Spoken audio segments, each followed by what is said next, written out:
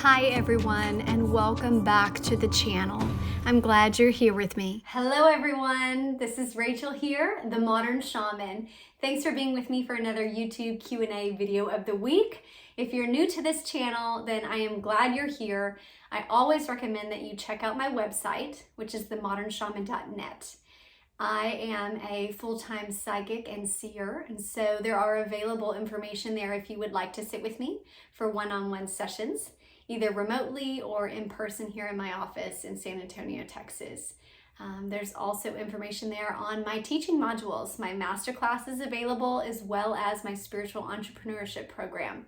So for those of you guys that really want to dive deeper, please pay attention to that intuitive nudging that I believe that Spirit plants in each of those that are meant for me, meant to hear from me, to connect with me. It's always my prayer that those that I am meant to work with and are meant to work with me, that Spirit draw them near. So if that is you, then just reach out. I would love to connect in some way, shape, or form, either as a mentor and a teacher through my masterclass or curriculum, or as an individual support in terms of clearings, healings, ceremonies, and readings.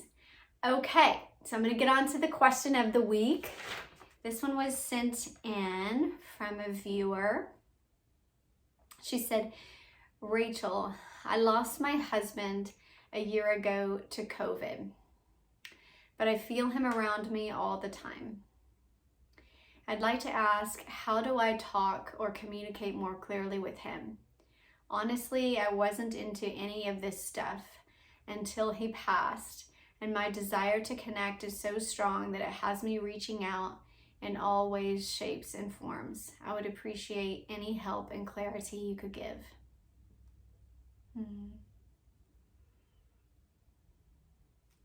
Definitely. Oftentimes, this is where our threshold experience to the spirit realm lies. A traumatic or a very impactful transition of another. When we have gone through a death cycle with someone we truly love and hold very, very close to us, it is a threshold experience. You're never the same. You cross a threshold, and that bare bones of you becomes accessible. There's no faking, there's no pretense, there's no trying to be something you're not. It just all falls away. And the gift of that breaking down is the breakthrough to the other side. And this is true. I've been through this with the loss of my own brother, the loss of my aunt who lived with me. Just those that are very, very close in my physical incarnation, family, loved ones. And those of you who have been through it, through the loss of someone dearly close to you know that experience, that you're never the same. And you're not supposed to be. So don't look for things to go back to normal. Look for your new normal. There's peace in that walking through to the other side, and that threshold that your loved one brings you over in connection with the spiritual realm. Because the truth of your vibration, the clarity and the purity of your heart at that point of mourning and sorrow and the death cycle, it's so fleshy and open. It's literally like your skin is ripped off and everything from the non-physical is felt and experienced and connected. And in that way, we're blessed in those times of our deepest sorrow and loss, because we feel so much the connectedness to the world beyond this world. And like I said, these are truly threshold experiences where you cross over into the non-physical realm and nothing is the same. It's not meant to be. So that being said, I will answer your question and go into a little bit of teaching or instruction on how to automatic write, how to communicate. And this is the way that I teach it in my masterclass. My masterclass, even that term masterclass, it sounds like, ooh, is it difficult? It goes step by step and it's cumulative in information. So it walks you through in the beginning foundational level that just introduces the psychic senses. And that's the first step that I would advise you in, is familiarize yourself with your own intuitive gifts, because this gives you insight into how spirit is already communicating with you, okay? And I'll tell you a secret. When you wrote that question, you used the words, I feel him around me all the time. And to me, that's like a blinking light that you are clairsentient. Now, clairsentient is one of the traditional 5 psychic senses, and this refers to your ability to sense non-physical spirits or energy around you through the sensations of your body. Now, sometimes this is physical, meaning you get chill bumps, or you feel a brush, or your hair moves back, or you feel heat or tactile pressure.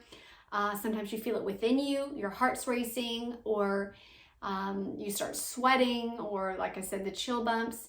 And sometimes it is telepathic awareness, but it's still sensational. So this is the vibe of like something is here, someone is watching me, someone is with me. I have the feeling of the energy or entity around me. Now, this is, again, the psychic sense of clairsentience. Now, empaths are a type of clairsentient that picks up on emotional energy, as well as the physical. And so if this is you, and I take it that you are clairsentient just by the way that you worded your question, then I would teach you how to connect based on your predominant psychic sense. Now, just for the rest of you guys that are watching this video that didn't ask the question, if you have another predominant psychic sense, meaning you're clairaudient, maybe you hear spirit, you talk to yourself all the time, you hear your conscience, you hear what to do, what not to do, you hear your grandmother telling you something who is past, but still her advice rings in your head all the time. These are clairaudient people. If this is you, then I would utilize your predominant sense of clairaudience as the way that you communicate. Now, if you're predominantly clairvoyant, like me, that's my predominant psychic sense. This is the vision, the imagery. You're always seeing in pictures, somebody's talking about, the beautiful sunset they saw, and you're literally seeing it in your head. You cannot stop yourself from your internal psychic realm from showing you pictures of everything that's going on.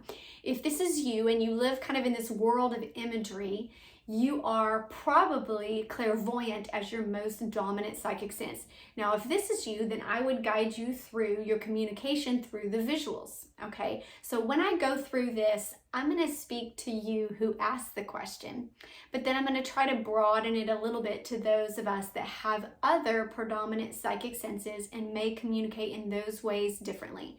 Because just like if you've ever learned, traditional learners have multiple types of intelligence, right? We have kinesthetic learners, those who learn from doing, right? These are typically our really great athletes because they're good with the physical learning of it. I learned basketball by touching the basketball. I learned gravity by touching the basketball. I learned science by doing the experiments, okay? Those are kinesthetic learners. We have auditory learners who can literally listen to an audio book, listen to a lecture, and they can just repeat it verbatim. They know it, they can state it, just like that. They've learned it. Then we have visual learners. Draw me a picture. If you draw me the picture, or you show me the scale, or you give me a graph, I'll get it, right? Put it up on the board and draw it for me. These are visual learners. So just like our brain has different types of dominant ways that we prefer to learn, our psychic realm is the same way. We have predominant psychic senses, although the others can come in and support it. Now, like me, I have all of the psychic senses activated, and the longer and longer that you utilize your gift, just like a muscle, they will get stronger and stronger, and all of them will become part of your non-physical experience. However, the way I'm going to teach you to communicate is going to be by first determining your predominant psychic sense, right? Noticing around you, how does spirit normally speak to you? How do you feel him around you all the time? Is there certain areas that you're in, certain rooms, certain things that had particular meaning to you that you're touching it, his clothes, and then it seems like you feel his spirit around you? Use those as psychic activators, right? Of honing in or calling in his energy. So if it's a particular room, for instance, that you are familiar with him, and remember, you guys, I know I'm speaking to this individual, but I'm also talking in a broad term. So the same would be true if you have a particular room and you just want to meditate and connect with your angels or your guardian angel or a galactic person that you want to connect with, or a past loved one. If there are particular rooms that feel sacred to you, holy to you, more focused to you, then go to that environment. Use that as a trigger. If there's a certain notebook that has an energy that you love as your journal, or a particular shawl that's like your prayer shawl that just carries the energy of positive alignment, whatever it may be, you can use those spatial or tactile initiators to invite in the energy. Essentially what happens is you begin thinking of that person, and the brainwave works as your own physical antenna, our pranic tube, our light body, our spinal alignment, right? The yogis had this figured out. Begins to work as an antenna, and we, just like a Wi-Fi tower, start to send out the frequencies in our thoughts, right? And they begin to call in what we're thinking of. This is the way the law of attraction works, right? So what those triggers are doing is they are initiating that frequency to come out of you. And essentially you are calling in the non-physical telepathic realm that spirit or that entity to you. Okay. So once you've done that and you're in your space, what I would encourage you to do is to get a piece of paper. I'm going to use this example and fold it in half. This is if you're just starting out. If you know how to do this, then you can just go straight to the automatic writing. Boop. Fold it in half. Okay, so to where you get 2 columns. Sorry, your questions up here. This was the page that I wrote down. So you want to have 2 columns. Okay? And on the top of the first column, you're going to put the name or whatever you connect as the person you're connecting with. So you want to be specific about this. So you don't want to let any and all entities and energies communicate with you at once. This can be confusing when you first start out and you don't know who's talking to you and the voices sound different. And so you want to essentially get very direct with who you're inviting in. Okay, just like I said, this is not like a party in your household. You're like, I'm inviting you over for communication. This is who I want to talk to. All right.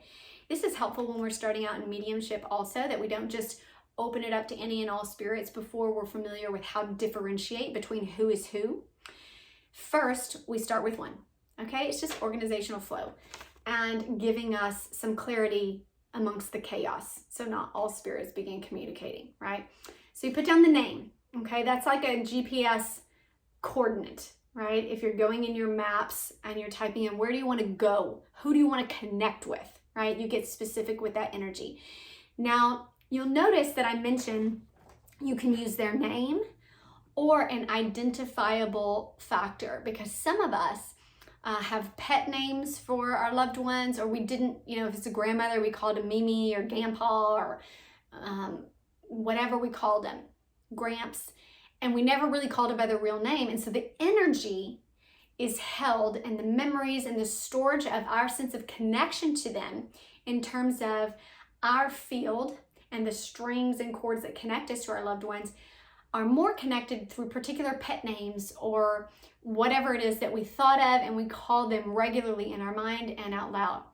So that is the title you want to use, because that has the most energetic current to that individual, okay? So if you called him Baby Poo or whoever, you put that in there as essentially your coordinate of what you're wanting to connect with, because like I said, that has the strongest energetic current to connect. It will be easier that way. And then what I suggest when you're starting out is that you start out with binary communication, okay? So we're speaking in zeros and ones. We are programming in yes and no. You can use hot and cold. You can use red and green.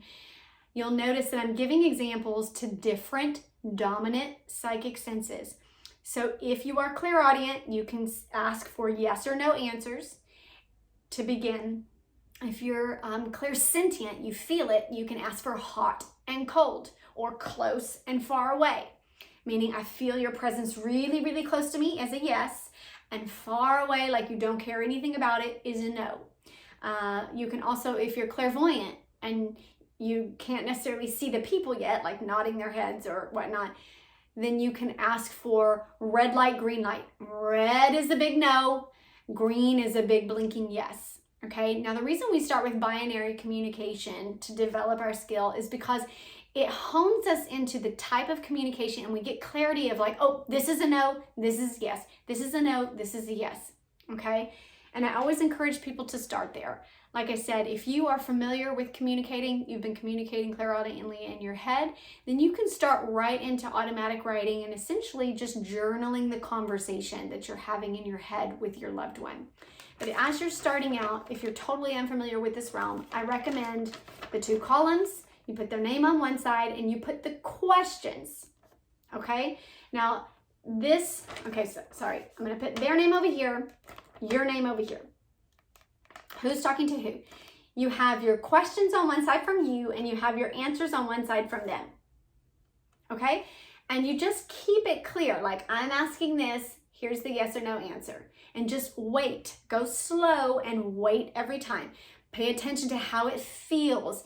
It's a new muscle to you, so you're gonna have to get used to what does the sensation of a no feel like. Now, if you've never paid attention to that, I would encourage you to think about it for a second and think about that person telling you no, I don't want that. And then notice how your body sensationally responds. Oftentimes we'll get a contraction in the gut, we'll feel tension in our body. It may be subtle, but it's there. So pay attention to how your body is physically responding to what a no sounds like. And then say yes and pay attention to that. Oftentimes we get more fluid, loose. We essentially feel relief or we have air. Notice how your body is responding to a yes. Okay, and then begin the communication back and forth and back and forth. That's the way I would suggest that you start it, okay, with the yes or no questions. Then you can begin to build up a form of knowing and understanding how they speak to you, and this will break into further and further language, okay? Oftentimes, remember, if we are predominantly clairsentient, we may feel the information more than we hear it or see it. Now, that doesn't mean that it's not there. It is a form of communication. It's a very valid form of communication. It is often tactile. It's not just a no. After a bit of time of practicing this type of communication, you'll find like a heck no versus like, nah, I'm not that, nah, I don't really feel that much about it, or it just feels like a flat line. They don't really care about it. You'll notice the nuances within their types of yes or no to you. And this is where we gain kind of the larger and larger communication and vocabulary from clairsentience. Learning even the nuance of how they're saying their yeses and their nos. And this again builds into more and more communication. So that's the way I would recommend that you start. And I just want to encourage you that that's a beautiful, ever flowing and just eternal connection that you will have. And the more energy and heart that you put into it, the more you will feel the energy and heart coming back to you. I pray you're blessed. Okay, I'll be back here with you guys next week with another video. Bye-bye.